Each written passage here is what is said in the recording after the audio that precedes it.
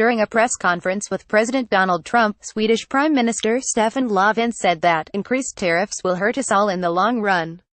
The comment comes after Trump announced new tariffs on steel and aluminium imports to the U.S. The U.S. is the second largest destination for Swedish steel. Swedish Prime Minister Stefan Löfven took issue with President Donald Trump's new tariffs on steel and aluminium during a press conference with the U.S. president standing just a few feet away.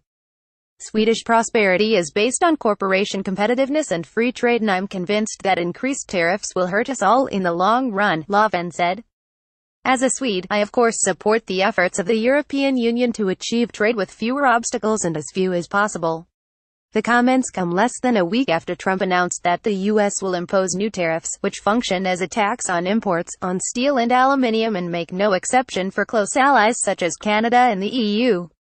This is particularly worrying for Sweden since the U.S. is the second largest destination for Swedish steel behind Germany. In response to Trump's trade announcement, the EU promised to impose new tariffs including on items such as jeans, bourbon, and motorcycles. When asked about the EU's response, Trump took a combative tone.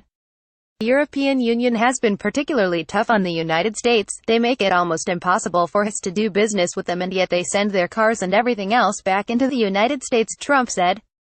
And they can do whatever they like, but if they do that, then we put a big tax on 25% on their cars.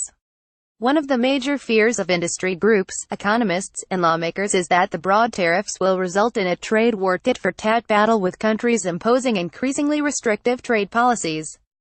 Trump appeared unconcerned by the idea of a trade war, echoing a tweet from Friday in which the president said trade wars are good and easy to win. When we're behind on every single country, trade wars aren't so bad, you know what I mean, Trump said, referring to trade deficits. When we are down by 30 billion, 40 billion, 60 billion, 100 billion, the trade war hurts them, not us. Despite the tough talk, Trump appeared to soften his stance towards the end of his response on the tariffs. We'll do it in a very loving way, a loving way. They will like us better and they will respect us much more, Trump said. Site highlights each day to your inbox. Follow Business Insider Australia on Facebook, Twitter, LinkedIn, and Instagram.